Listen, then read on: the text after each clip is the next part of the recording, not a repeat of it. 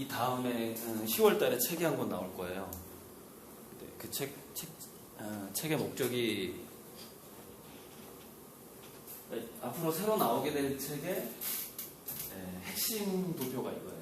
그러니까 이거에 대해서 얘기를 하려고 책을 새로 출판을 하는 건데요.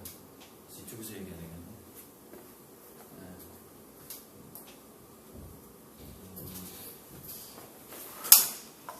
자, 지금 앞으로 다가오게 될 가장 큰 이슈가 이 부분입니다. 이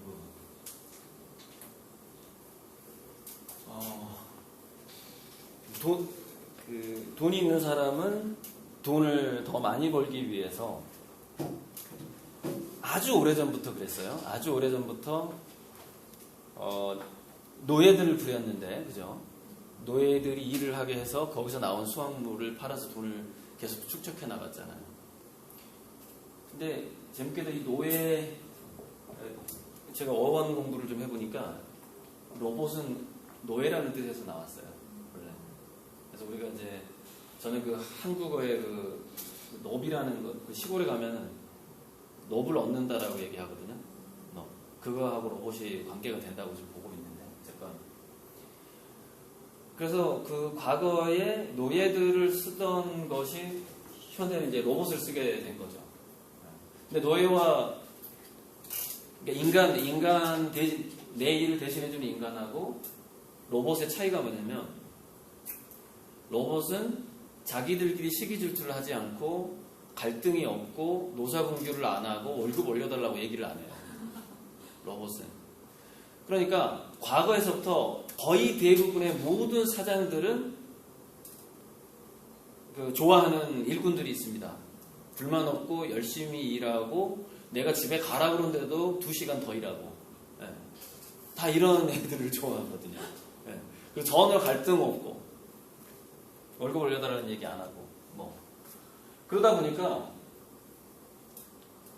산업혁명 이후에 굉장히 그런 사장들이 좀 앞서가는 사장들은 뭔가 자동화 기계가 발명됐다는 소문만 듣잖아요. 비싼 돈을 주고 그걸 삽니다. 사람들은 기본적으로 싫어해요. 공장이라든가 이런 사장들은. 근데 그 경향이 변치 않습니다. 앞으로 변치 않아요.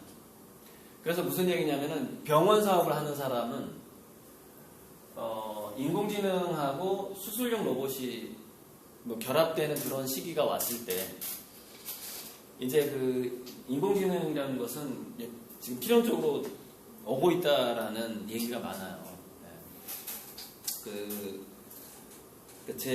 저랑 아주 가까운 친구랑 같이 사업을 했던, 석유 컨설팅 사업을 했던 서울대 수학과 나온 친구가 하나 있어요.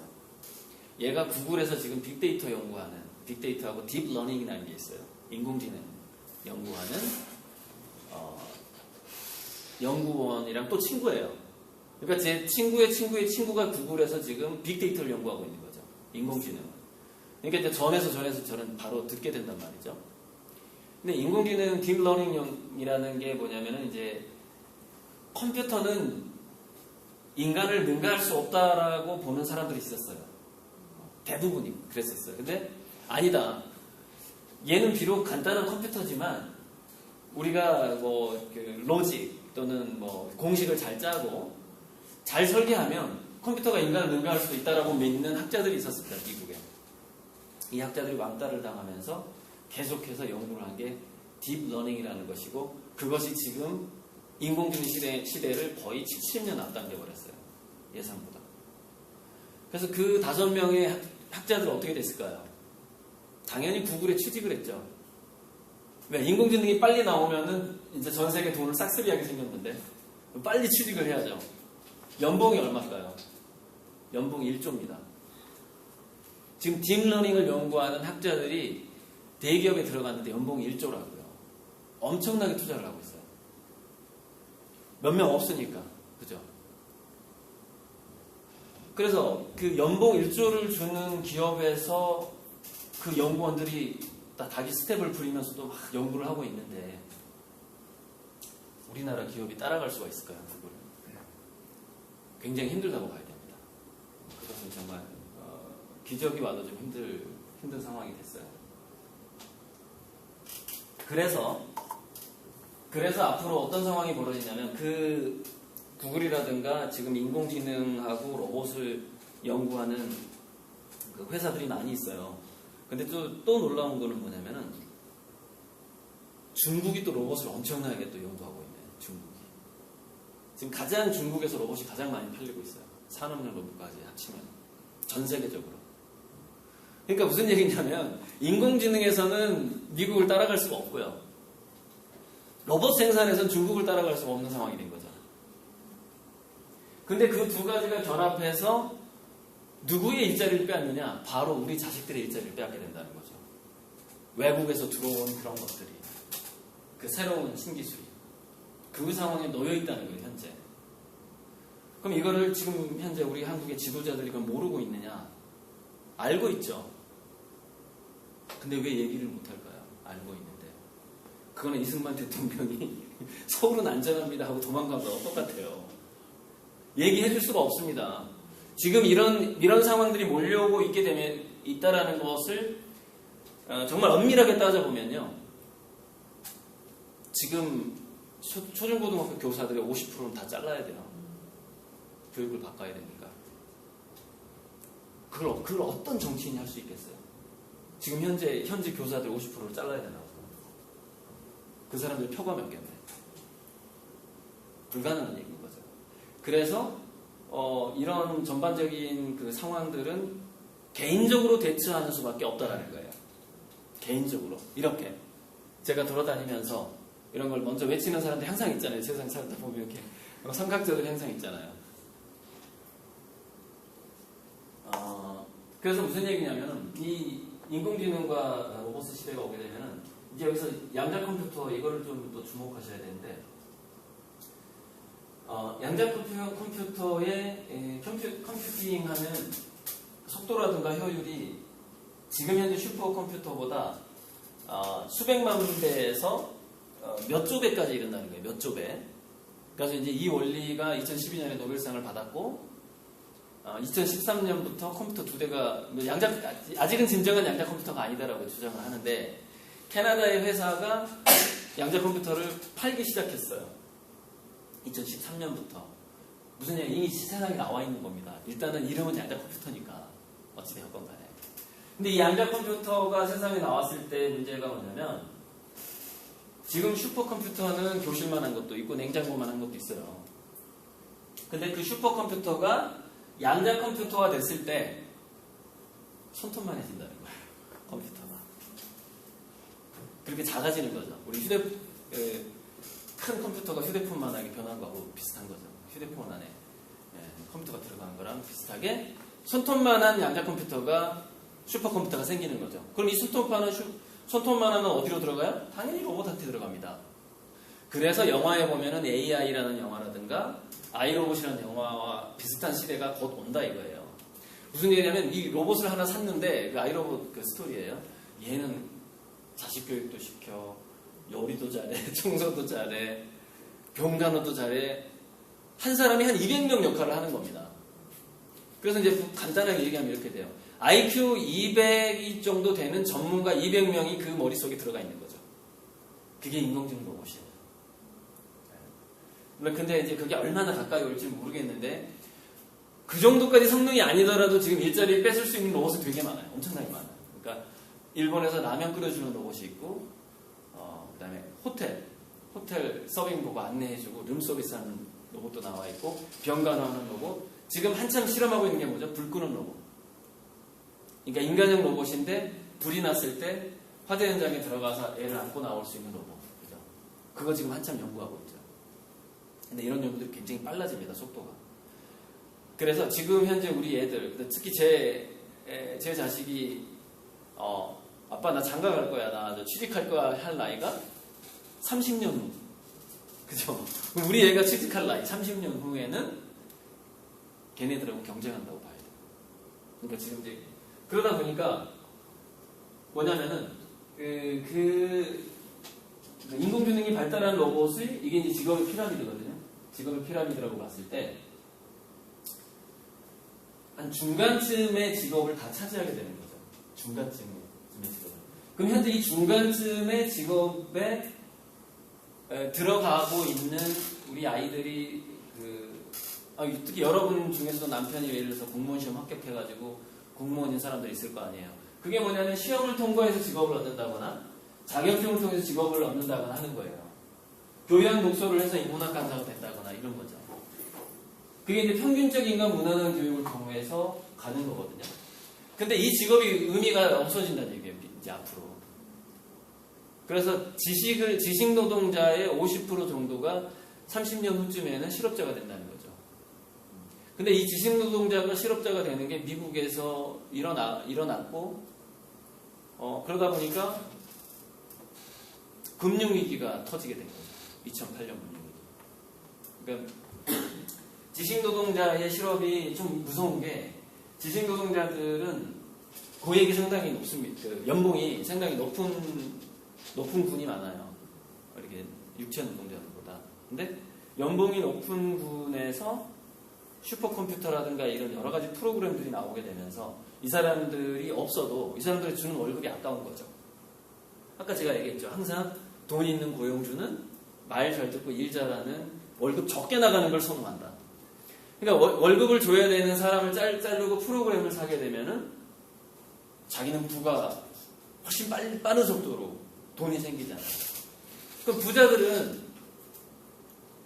부자들은 욕할 게 하나도 없습니다. 무슨 얘기냐면은 이런 거예요. 999억을 가진 부자가 있다고 칩시다. 그 1억 채우려고 환장을 합니다. 자기 재산을 1000억대를 만들려고. 999억이 있으면. 다 마찬가지예요. 이 사람이 재산이 19조가 있다고 칩시다. 19조. 20조 만들려고 환장을 합니다. 그게 인간의 본능이에요.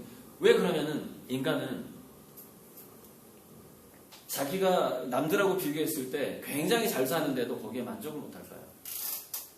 왜 만족을 안 할까요? 만족하면 죽기 때문에 그렇습니다. 그러니까 자아 확장과 자아 성장의 느낌이 없으면 인간은 도파민이 나오지 않게 되고, 도파민이 나오지 않으면 면역력이 떨어져서 암에 걸려 죽게 돼요. 무슨 얘기냐면은 뭐냐면 돈이라는 걸 추상적으로 생각하셔야 돼요. 액수의 문제가 아니에요. 왜 문어발식으로 이렇게 기업을 확장하냐? 그 사람이 머리를 그렇게 쓰지 않으면 자기가 죽거든요. 그거는 누구나 다 그 위치에 가게 되면 자기도 그렇게 됩니다. 왜? 살아야 되니까. 인간의 본능이니까. 그런 거예요. 그래서 그런 것들을 왜 저 사람 저렇게 돈이 많은데 왜 자선사업을 안 할까 하지 마시고, 물론 우리나라 교육의 문제점도 있어요. 응?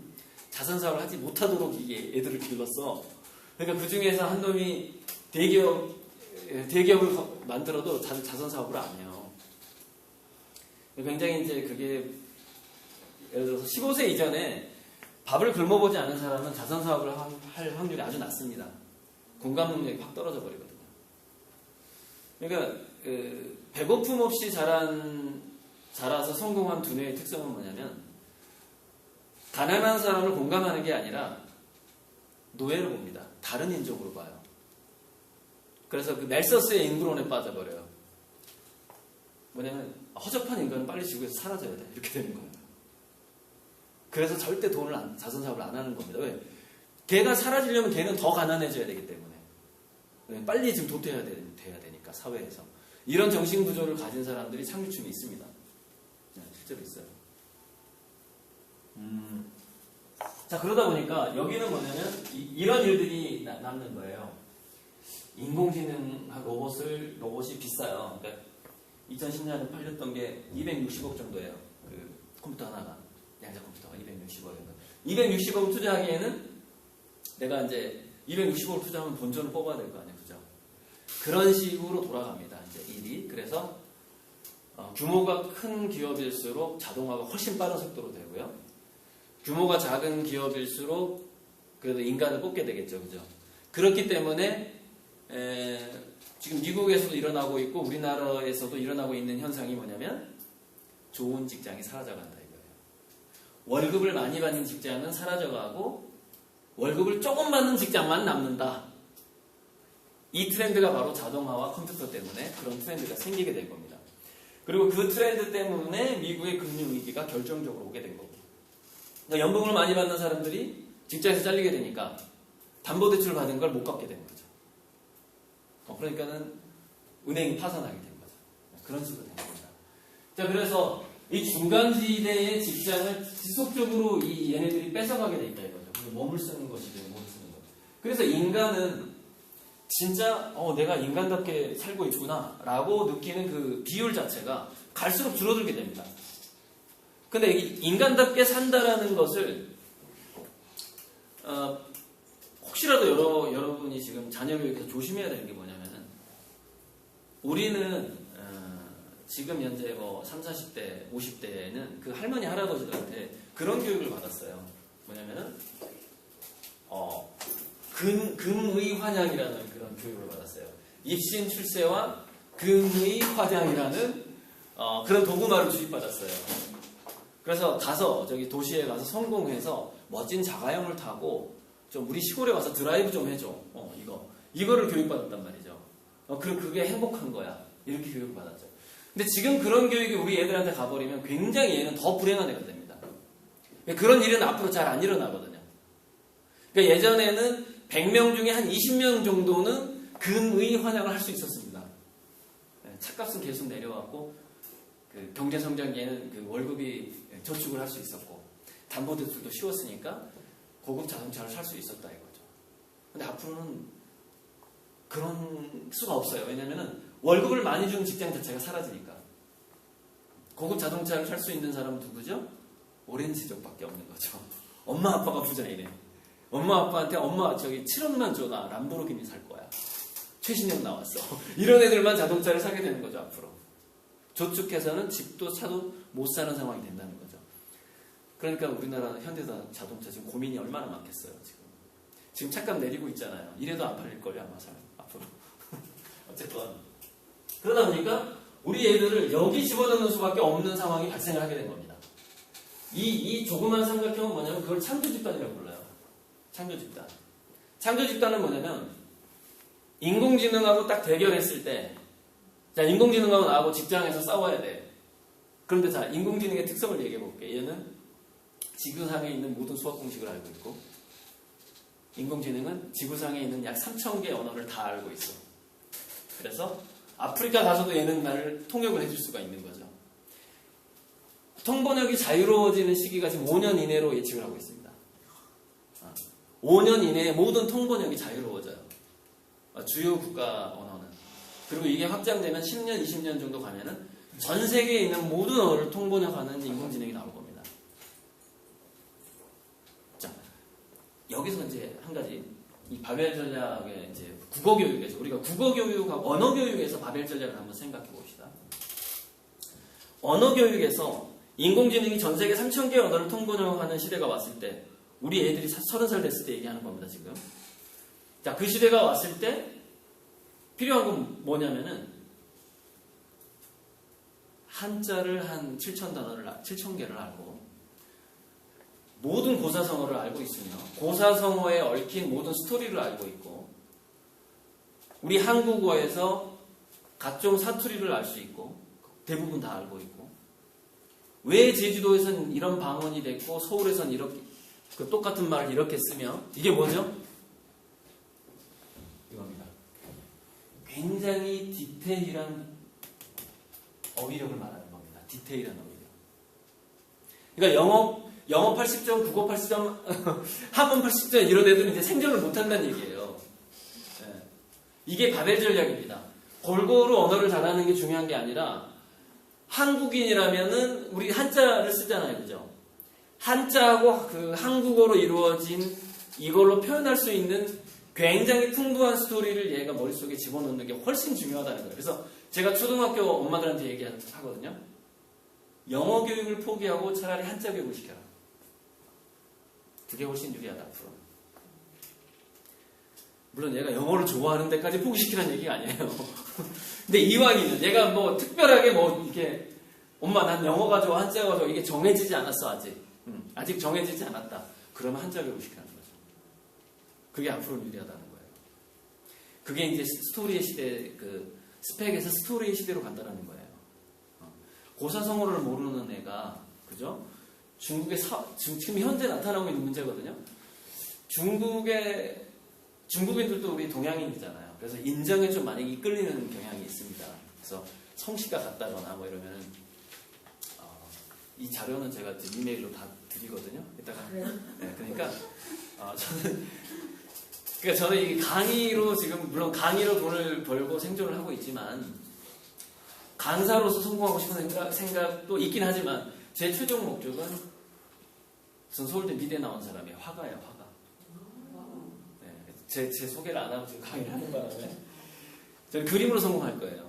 그래서 이런 자료 같은 게 저한테 의미가 없습니다. 다 줍니다. 그래서 신청 말고, 딱 명함, 사진 찍어 가시면 돼요. 이메일을. 그래서 자료 신청하면은, 세 종류 다 주세요. 그럼 세 종류 다 주고, 네 종류 주세요. 그럼 네 종류 다 줄 테니까 마음껏 쓰세요.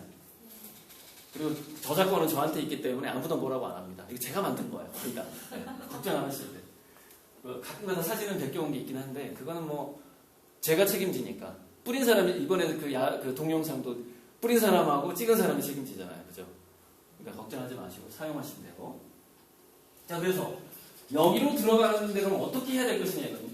근데 미래의 창조 집단은 이 화살표 보이시죠?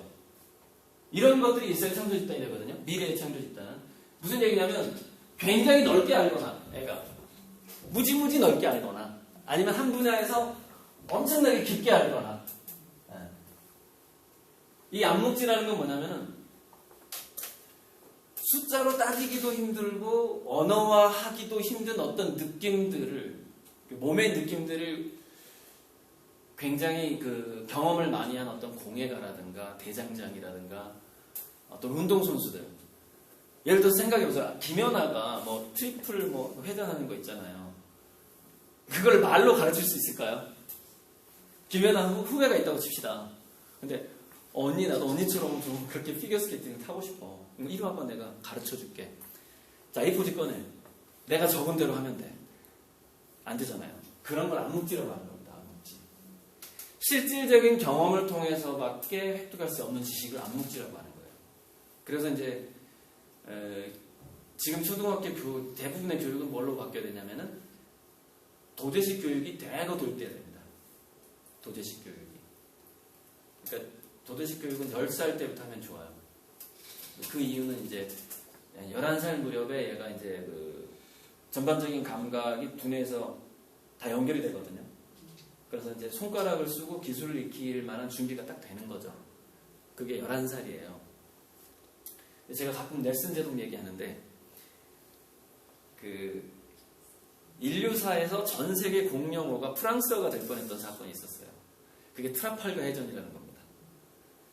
나폴레옹이 영국을 먹으려고 쳐들어온 거예요. 근데 그 영국을 구한 장군이 넬슨 제독이라는 사람이에요. 넬슨 제독. 그 사람은 전쟁을 하다가 한쪽 손을 잃고 한쪽 눈을 잃었던 사람이에요. 그 넬슨 제독이 해군에 몇 살에 입대를 했냐면 12살에 입대를 합니다. 해군에. 그러니까 우리나라 나이로 13살이었을 수도 있어요. 무슨 얘기냐면 12살, 12세, 11세에서부터 20세까지 약 8년의 두뇌는요. 20세는 좀 너무 멀다. 한 18세 정도. 이 5, 6년의 두뇌는 굉장히 특별한 두뇌입니다. 왜냐면 어떤 두뇌냐면 그 두뇌에서 그걸 뇌 과서성이라고 하는 건데, 두뇌가 변화할 수 있는 가능성이 가장 많은 시기예요. 근데 그 시기가 몇 살 때 찾아오면 초등학교 5학년 때 찾아옵니다. 그래서 아일랜드라든가 이런 데서는 진로 지도를 초등학교 4학년쯤부터 들어가요. 그러니까 도제식 교육 한번 가서 체험을 시켜보는 거예요. 키자니아 정도의 체험이 아닙니다. 키자니아는 거기 전부 가짜죠, 그죠? 근데 그 나라의 진로 교육은 가짜랑 진로 교육을 하는 게 아니에요. 진짜 그 전문가 밑으로 보내는 겁니다. 보내면서 체험을 하는 겁니다. 그래서 저는 키자니아가 뭐 나쁘다는 게 아니라 안 하는 것보다는 좋겠지만, 하지만 본질적으로 완벽한 건 아니다라는 거예요. 그건 거기서 아이들의 두뇌가 깨어날 수는 없다 이거예요. 가짜에서는 아이들은 진짜를 만나야 되거든요. 그래서 자유학기제가 그런 거예요. 중1 자유. 근데 자유학기제는요 정말 웃긴 게 초등학교 5학년 때부터 고3까지 계속 해야 되는 거예요. 원래 자유학기제는 1, 2년만 해야 될 게 아닙니다. 왜? 우리 애들이 여기 들어가야 되니까. 여기 못 들어가면, 그러니까 지식으로, 지적인 걸로 여기 못 들어가면은 몸으로라도 들어가야 되는 거예요. 이쪽이 몸이거든요. 몸. 그러니까 제가 저 맨 위에다가 이 바벨이라는 게 이게 지금 아령 모양이잖아요. 이거 그죠? 피트니스 센터에서 쓰는 거 이거 아령. 이게 바벨이에요 영어로. 그 바벨탑 할 때 바벨이 아니고요. 바벨 모양인데 이게 무슨 얘기냐면 우리가 손으로 쉽게 쥘 수 있고 예측될 수 있는 지식들이 있어요. 그게 이 손잡이입니다. 그래서 이 손잡이, 우리가 쉽게 손으로 쥘 수 있고 부모가 쉽게 예측할 수 있는 손잡이 부분에 있는 지식을 지금 누가 가르치고 있죠? 공교육. 우리나라 공교육. 근데 하지만 미래에 무슨 얘기냐? 지금 손으로 쉽게 쥘 수 있는 공교육에서 배출되는 인재가 어떻게 된다고요?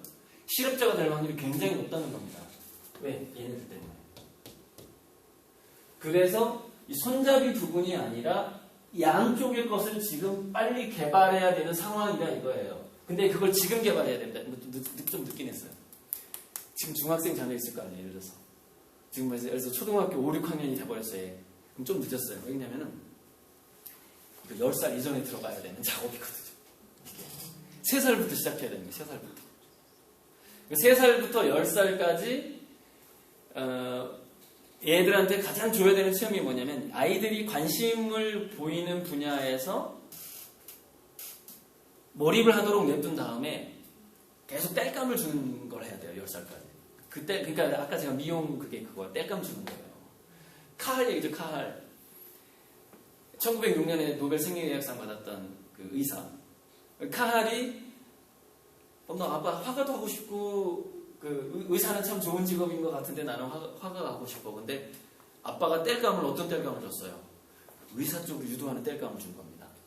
그러니까 헨젤과 그레텔처럼 과자 부스러기를 떨어뜨리면서 얘를 유도하는 거죠. 네. 그런 방식으로 유도를 하는 건데 지금 유도를 하면 안 돼. 지금 그 시기도 지났어. 그거는 옛날에 과자 부스러기를 던져주면서 엄마 아빠가 원하는 직업으로 유도하는 것도 이제 이미 옛날 얘기예요. 지금은 그런 시대도 아닙니다. 지금은 어떤 시대냐면 자, 그 아이의 두뇌가 ADHD 성향이냐 자폐증 성향이냐 일단 파악을 해야 돼요. 인간의 두뇌는 여기서 스펙트럼이 있어요. 이 사이 중에 어딘가에 분포합니다.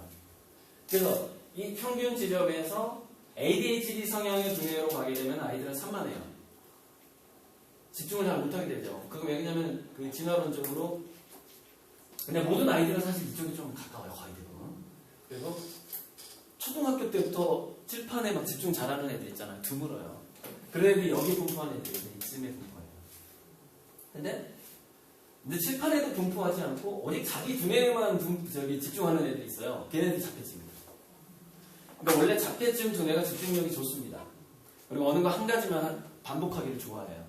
그래서 자폐증 성향이 어느 정도 있는 사람들이 노벨상을 받아요. 왜냐하면 반복 실험에 굉장히 강하거든요. 지치질 않아요. 근데 이쪽에 있는 애들은 어떤 연구자의 기질이 없습니다. 왜 없냐면은 기본적으로 반복을 싫어해요. 일단 첫째, 다 새로운 것만 하고 싶어 하거든요. 그리고 새로운 자극에만 반응을 하도록 두뇌가 세팅이 돼 있어요. 대부분의 아이들이 훨씬 많습니다. 이쪽이 제가 봤을 때는 거의 60% 이상, 70% 이상이에요. 근데 걔네들의 두뇌의 특성이 뭐냐면 자기가 진짜 좋아하는 게 아니면 5분 이상 집중을 안 한다는 거예요. 이쪽에 분포된 애들의 특성이. 그래서 10세 이전에, 15세 이전에 교육이 어떻게 가야 되냐면은 산만한 애들인데 자기들이 조금이라도 흥미있어 하는 게 어떤 이유로든 생기거든요. 근데 그 이유는 정말 알기가 힘들어요. 왜냐면 그 아이한테 주어지는 주변의 모든 자극을 부모가 통제할 수가 없거든요. 얘가 밖에 나가서 무슨 얘기를 듣고 왔는지 몰라. 초등학교 집에서는. 그래서 어느 날 갑자기 얘가 뭐에 꽂혀가지고 온 거야. 엄마 나 저기 가수 할 거야. 막 이러고 주로 많이 TV 보고 자극을 받으니까 요즘 애들이. 그죠? 나 저 백댄스 할 거야. 이러고 온단 말이에요. 그럼 한 3년 그냥 죽어라고 시켜버리는 거죠. 그 오디션에 내보내는 거예요. 오디션에 가서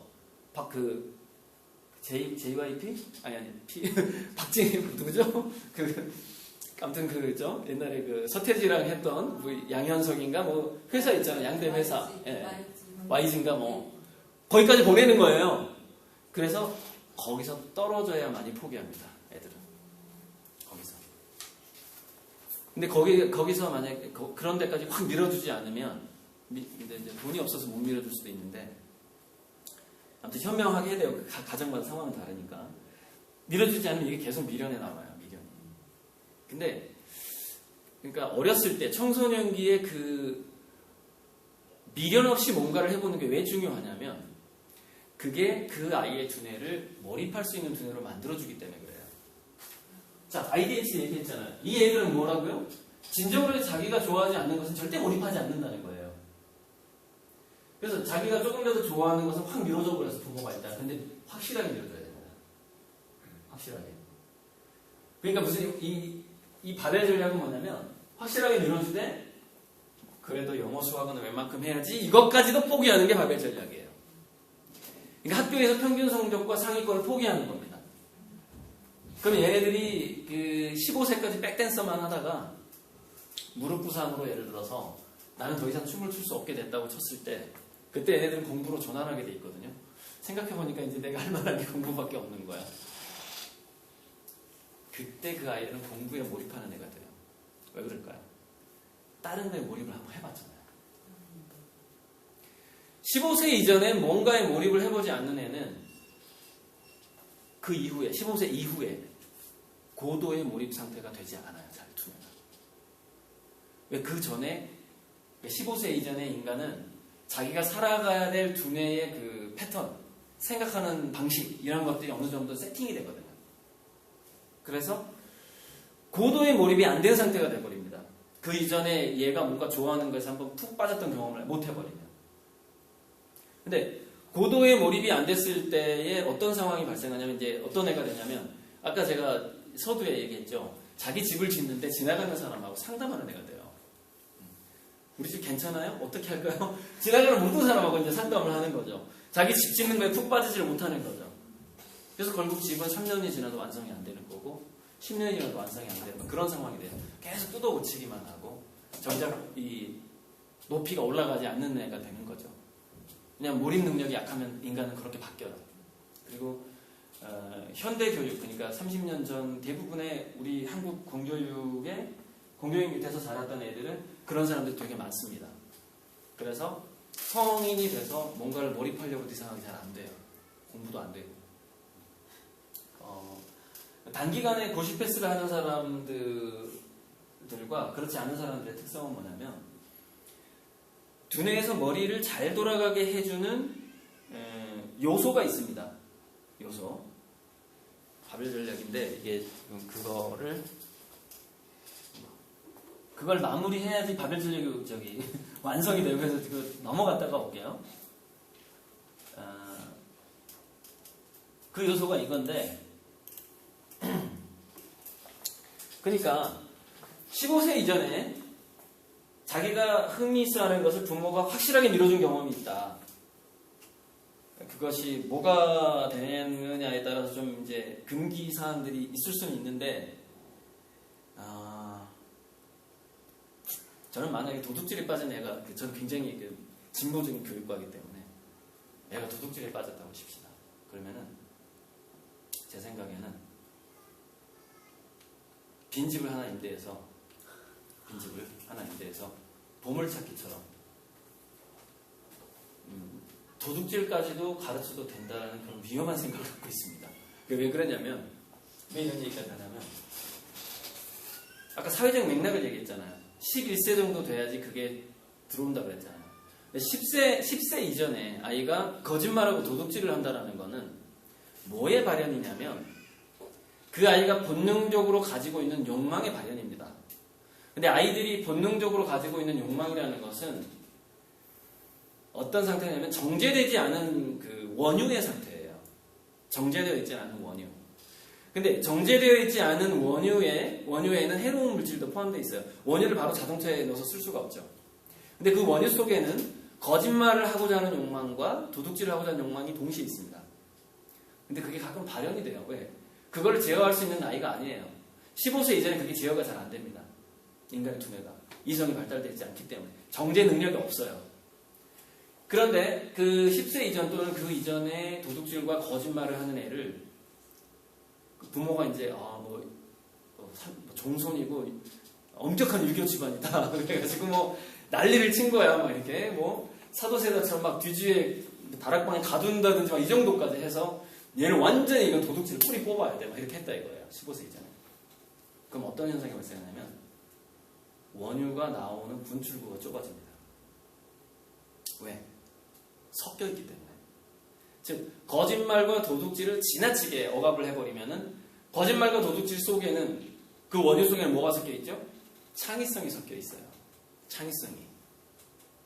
창의성마저 안 나오는 애가 된다는 거예요. 그래서 저는 10세 이전과 15세 이전은 굉장히 그 구분을 해야 된다고 보는 거죠. 자녀 교육에 있어서. 그걸 자기가 그 원유를 정지할 수 있는 능력이 없기 때문에. 그래서 그 아이가 일탈하는 거에 대해서 어느 정도 좀 여유 있게 바라봐 줄 필요가 있다는 거예요. 이거는 정말 그 개인차가 있기 때문에 일단 뭐 넘어가기로 하고. 어쨌건 그래서 15세 이전에 뭔가에 그 몰입을 했고 얘가 이제 뭐 도둑질에 빠졌을 경우에는 차라리 야, 아빠가 저기 보물을 숨길 테니까 네가 훔쳐. 차라리 이런 게임을 한 몇 년 하는 게 나을지도 몰라요. 그럼 걔는 어떤 애가 될까요? 그 애가 과연 나쁘게 풀릴까요? 전 나쁘게 풀릴 확률이 거의 없다고 봅니다. 15세 애가 사회적 또는 13세경에 사회적 맥락을 파악했는데 도둑질이 굉장히 나쁘다는 걸 이제 깨닫게 된 거예요. 근데 깨닫지 못한 애들이지. 1000명 중에 한 명은 있겠죠. 깨달아서 그랬더니 아니 이렇게 나쁜 짓을 우리 아빠가 그 빈집을 임대해서까지 나를 도둑질 훈련을 시켰단 말이야? 아빠 왜 그랬어? 그랬더니 나는 아빠가 이렇게 얘기해 주는 거죠. 나는 너가 뭐를 하든지 고수가 되길 바라지 하수가 되길 바라지 않는다. 나는 너가 지금 흠미스하는 분야에서 얼마나 고수가 되는지를 정말 아빠는 지켜보고 싶었다. 근데 사실 너가 그 분야에서 고수가 되면은 너 CCTV 보이지? 지금 CCTV. 너 했던 거 지금 다 찍혀있어 지금 이렇게. 미래에는 범죄를 저지를 수 있는 세상이 아니야. 이제 뇌파까지 읽어 라고 했을 때 그 애가 도둑질의 고수가 되려고 할까요? 사실 미래는 범죄를 저지르기 힘듭니다. 미래의 범죄는 양상이 굉장히 달라져요. 미래의 범죄의 가장 큰 그 유형이 어떤 식으로 바뀌게 되냐면 앞으로는 전부 다 해킹으로 갑니다. 거의. 미래 범죄는. 육체적인 범죄는 불가능해집니다. 이제. 그거 자체가 사라져요. 근데 그거 사라지는 걸 이 아빠가 알고 있어. 이제 육체적인 도둑질은 사라지는 세상에 와. 근데 얘가 도둑질을 하는 성향이 있어. 그래서 그거를 시켰어. 그럼 얘는 나중에 한 가지 이제 확실하게 생각나는 게 있거든요. 엄청나게 유행할 게임 개발자가 됩니다. 그래서 뭘 만들까요? 얘가 나중에 NC백화점. 그 사람 게임으로 돈 벌어가지고 처음에 고스톱으로 돈 벌어가지고 맞고 있죠. 맞고 그걸로 돈 벌어가지고 그 다음에 게임으로 넘어간 다음에 NC백화점 만든 거 아니에요. 아시겠죠? 어떤 식으로 지금 우리 자녀들을 이끄는 것이 바벨 전략인지. 자, 아이들이 그 어떤 거에 흥미있어 하면서 몰입을 하게 됐을 때 이게 나옵니다. 인간은 자기가 흥미있어 하지 않은 것을 수행을 할 때는 파란 수용체를 가지고 활동을 하게 됩니다. 두뇌가.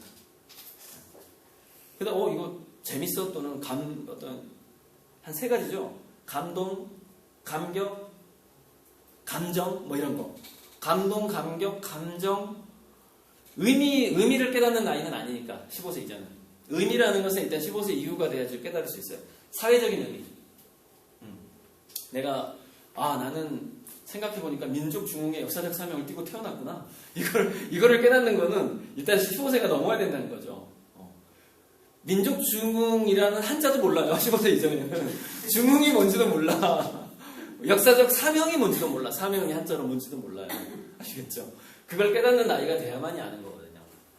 자, 그래서 15세 이전에 어떤 그런 감정, 감동, 감격을 가지고 뭔가를 깊이 활동을 하게 되면 이 뇌가 구성에서 시냅스의 변화가 굉장히 가속화가 되죠.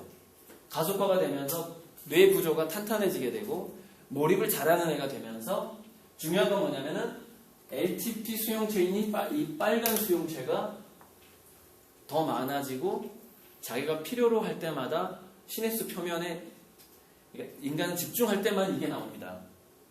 몰입 안 할 때는 이게 다시 들어가요. 왜? 휴식. 지도 쉬어야 되거든. 그러니까 여러분 그 공부를 잘하는 애들이 두뇌 효율이 좋은 사람들의 특성이 있어요. 집중과 몰입도 잘하는데 휴식도 너무 잘하는 거예요. 아시겠죠? 진폭이 커요. 무슨 얘기냐면 집중할 때는 두뇌를 꽉 끌어올려요. 휴식할 때는 죽은 듯이 휴식을 해버리는 겁니다. 이게 성공하는 애들의 두뇌의 특성이에요. 그러니까 성공을 할 수 있는 두뇌로 만들으라고 지금 이게 제가 바벨 전략 얘기하고 있는 겁니다. 아시겠죠? 섣불리 들어가면 얘는 집중도 못하고 휴식도 못하는 애가 된다는 거죠. 이게 이제 스포츠에서 그 테니스 선수들을 대상으로 연구를 해봤어요. 모든 기량이 똑같아. 그 샤라포가 이제 샤라포처럼 저 구멍에다가 테니스공을 넣어라. 그럼 애들이 다 넣어. 근데 보통 어느 정도까지 기량이 비슷하냐면요. 세계 랭킹 한 100위권까지는 비슷합니다. 골프를 생각해보세요. 골프 1등부터 100위권까지는 비슷하거든요. 뭐가 이 사람들의 그 우승과 준우승과 또는 오버, 언더파와 오버파를 그 언더하고 오버를 결정을 하냐? 대부분 심리적인 거라는 거예요. 심리적인 거. 마인드가 지배를 한다는 겁니다. 거기서. 그래서 이제 그 테니스 선수를 대상으로 그 스포츠 의학자들이 연구를 해봤더니 금메달을 따는 사람과 동메달을 따는 사람의 신체의 차이를 연구해봤어요. 도대체 뭐가 차이가 나길래 기량은 같은데 얘는 항상 금메달이냐 이거야. 기분 나쁘게. 그죠? 그랬더니 휴식의 속도가 달라.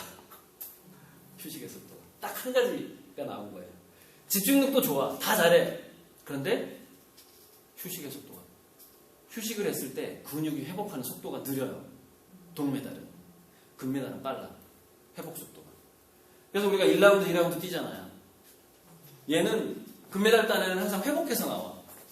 잠시 쉬잖아요. 이게 다르잖아요. 근데 몸이 회복해서 얘는 다시 등장을 해요. 근데 은메달 따는 애는 덜 회복된 상태에서 나와요. 자, 이게 나중에 여러분 토너먼트 할 때, 태권도라든가 이런 토너먼트 할 때, 또 팔씨름 대회 같은 거 하죠. 그죠? 그때 있잖아요. 관건은 뭐예요? 근육의 회복 속도예요. 그렇잖아요. 이기는 사람은 몇 명이랑 이거 해야 돼. 몇 명이랑. 그죠?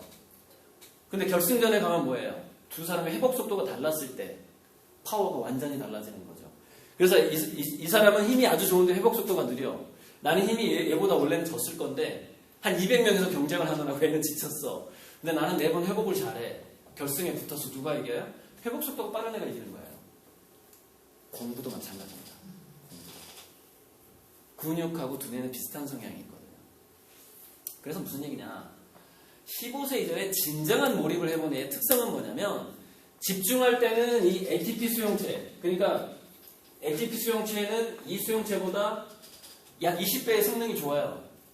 20배의 성능이 좋은 수용체를 자기 자유자재로 쓸 수가 있게 됩니다. 15세 이전에 진짜 몰입을 해본 애는. 근데 진짜 몰입을 못 해본 애는 이 수용체 자체 개수가 적어요. 15세 이전에 진짜 자기가 좋아하는 걸 안 해봤어. 그래서 우리가 그 고시패스 같은 경우에도 어려서부터 부모가 예를 들어서 부모가 야 너는 너의 미래 직업은 판사야. 부모가 딱 정해줬어. 예를 들어서 10살 이전 15세 이전부터 정해줬다. 얘 머릿속에서 사라지는 건 뭐냐면 진정한 몰입이 사라지게 돼요. 그래서 정작 이제 고시 준비를 할 때가 된 거죠. 이게 안 나와요. 근데 이 LTP 수용체, NMDA 수용체라는 거는 장기 기억을 만드는 데 있어서 없어서는 안 되는 겁니다. 무슨 얘기냐? 판사가 되고자 하는 욕망에 사로잡힌 집안에서 자라내는 고시패스 하기 힘들어요. 왜냐면 한 2m 정도 되는 책을 외워야 되는데 이상하게 1년 전에 읽었던 게 6개월쯤 지나면 생각이 안 나. 그러니까 다시 봐야 돼. 그러니까 여기서부터 쭉 봤어. 이거 볼 때쯤에 과거에 있는 게 사라져 있어. 이미 머릿속에 사라졌어. 머릿속에 사라진다는 건 무슨 얘기인 줄 알아요? 그 책에 있는 내용이 하나의 그물망으로 절대 엮일 수가 없다는 걸 의미합니다. 응용 문제를 풀 수가 없는 거죠. 그런 응용 문제를 푸는 두뇌는 어떻게 만들어지느냐? 진정한 몰입을 통해서만 만들어진다는 거예요. 15세잖아요. 그래서 제가 바벨 전략을 계속해서 강조하는 겁니다. 자, 응용 능력이 없으면 어떻게 돼요? 무조건 인공지능 로봇한테 경쟁에서 지게 됩니다. 인간과 인공지능의 로봇의 차이는 뭐냐면 응용력의 유연성의 차이일 뿐이에요. 오직. 나머지 공부하는 능력, 인공지능이 수백만 배 더 뛰어납니다. 지식을 습득하는 속도가. 인간이 절대 쫓아갈 수가 없어요. 그래서 인간은 바로 이 NMDA 수용체가 장기 기억을 만들어내고 장기 기억이 두뇌에서 그물망을 만들어내고 공부의 속도를 15배, 20배 정도 끌어올리기 때문에 그걸 그래서 이 LTP가 Long-Term Potentiation이라고 그래요. 그래서 이게 이제 황동문 박사가 얘기하는 몰입 상태를 의미합니다. Long-Term, 오랜 기간 동안 Potentiation, 두뇌가 오랜 시간 동안 막 가동을 하고 해도 잘 안 지쳐. 이상하게. 안 지쳐요. 그래서 Long-Term Potentiation이 얘가 만들어주는 거거든요. 얘가 많은 애들이 그걸 잘합니다. 그런데 우리가 이제 35세경까지 애들이 우리 인간은 체력이 좀 좋잖아요. 그죠? 체력이 좋기 때문에 쉬지 않고 공부를 해도요. 지치지 않을 수가 있어요. 그래서 이제 그러니까 공부를 하려면 확실하게 하지 않으면 어차피 인공지능한테 이제 직장에서 쫓겨나게 되니까 지금 이 말씀을 드리는 건데 제가 예전에 공부할 때 그러면 제가 책을 볼 때 저는 어떻게 휴식을 하냐면 그러니까 육체적인 휴식이라는 게 있어요. 물론 저도 잠을 자겠죠. 그죠? 잠을 자는데 뭐가 가능해지냐면 이런 겁니다. 생물학에 대한 책을 막 봐요. 예를 들어서 생물학이나 의학에 대한 책을 막 봐요. 피곤해. 근데 언어학에 대한 책을 보면 그 피곤이 풀려요. 이게 어떤 현상일까요? 자, 국어 공부를 했어. 막 영어 공부를 하면서 막 단어를 외워서 너무 피곤해. 근데 수학 문제를 풀면 피곤이 풀려. 그게 무슨 얘기냐면 두뇌에는 약 15가지 모듈이 있습니다. 내가 어떤 과목을 하고 어떤 생각을 하고 어떤 종류의 책을 읽느냐에 따라서 두뇌에는 사용하는 부위가 달라져요. 그래서 고래가 잠자는 거랑 비슷한 현상이 발생하게 됩니다. 고래는 어떻게 해요? 헤엄치면서 자죠. 그죠? 왜 그러냐? 한 번은 왼쪽 뇌가 자고 왼쪽 뇌가 일어나면 오른쪽 뇌가 자고 휴식을 안 하는 게 아니에요.